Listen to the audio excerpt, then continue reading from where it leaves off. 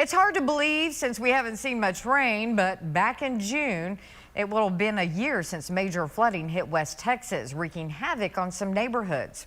Today, the Midland County commissioners got some more information on where flooding can be a real problem and what they can do about it. Rachel Robinson fills us in on their flood survey. Rachel. Yeah, Crystal, it was certainly a mess out here in Midland County in June, but this new study will help the county plan where they shouldn't develop and what mitigation efforts for flooding could come into play. Last June, heavy rainfalls flooded areas of Midland County, causing headaches for some home and business owners. It's helping us to identify how much flooding there is and what possibilities there are for trying to mitigate some of that. The Midland County commissioners and the leaders with the city of Odessa received information about a floodplain study. The goal?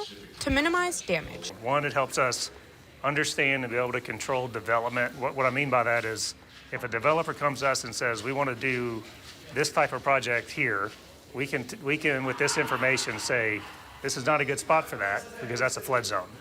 And whereas right now, we may have an okay idea of what may or may not be a flood zone, we'll have specific information after this study. This is the first study done by Midland County. The information they had was decades old. The problem, the flooding in general, was studied by the federal government across the country, and including Midland County.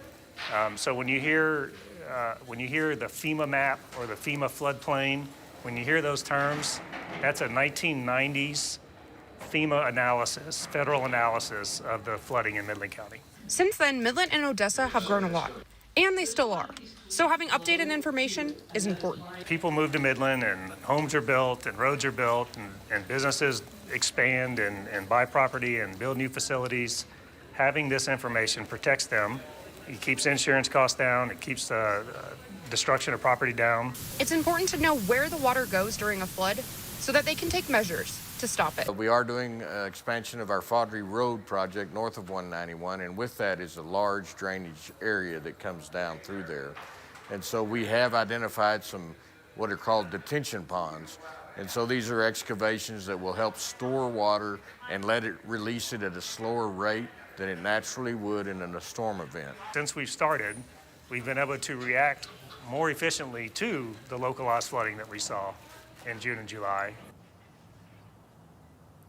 The commissioners also agreed to apply for a flood prevention through the USDA Natural Resources Conservation Services, which could give districts that were affected by the floods a little more help. Crystal, back to you.